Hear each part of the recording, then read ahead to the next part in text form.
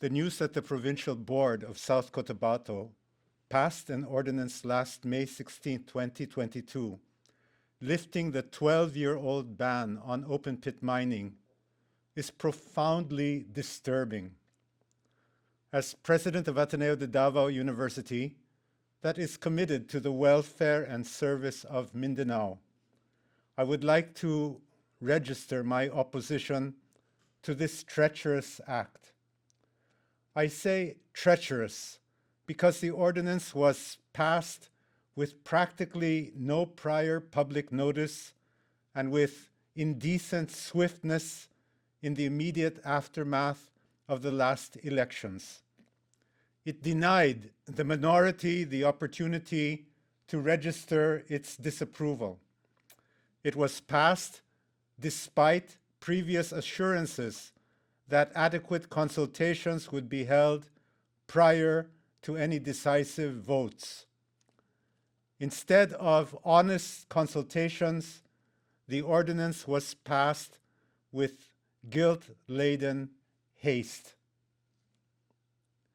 There are 3 reasons for opposing the ordinance. First, the damage it will cause to environment and to the people. It would mean the Sagittarius Mines Incorporated, allegedly the largest mining group in Southeast Asia, can now proceed to full operation without any legal impediment. According to the project's manifest information, it is to extract an estimated 2.94 billion tons of metallic resources, 15 million tons of copper, and 17.6 million ounces of gold using open pit mine technology. They will lop off the entire mountaintop about the size of 1,000 football fields and a depth of 2 Empire State Buildings stacked on top of one another.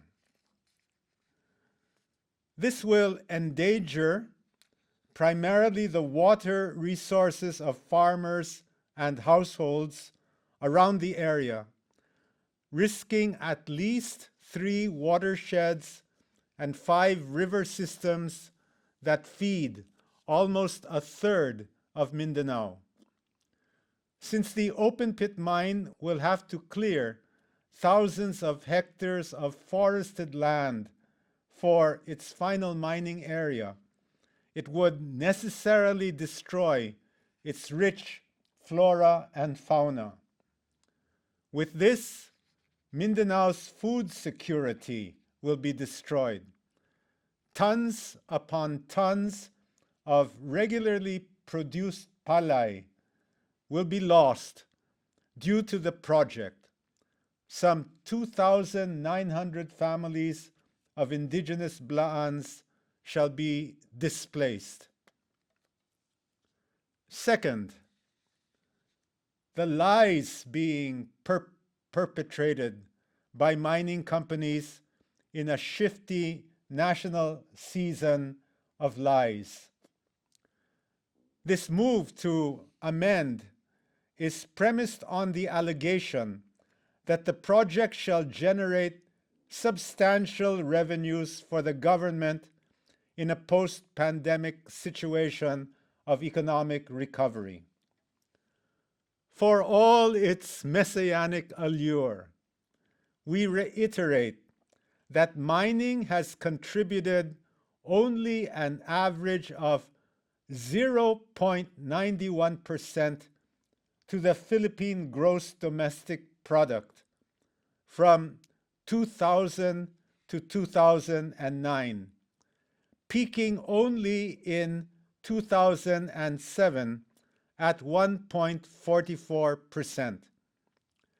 Mining contributed only 1.7% to the excise taxes of the country. Clearly, the SMI project is not enough to pay the 11,920,000,000,000 pesos we have today in national debt. Nor should we naively equate investment with benefit. While the investment appears to be tectonic in billions of dollars, only a pittance of these shall benefit local communities for the short term, while harming the larger communities in the long term. As I speak, while the executives of local and foreign mining companies salivate on their estimated private profits, the vaunted contribution to the common weal is unsubstantiated, while mining communities still live below the poverty line.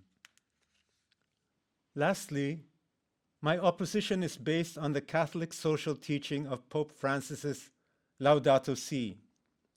We are all called to be guardians of our common home, created by God for the peoples and biodiverse flora and fauna of Mindanao.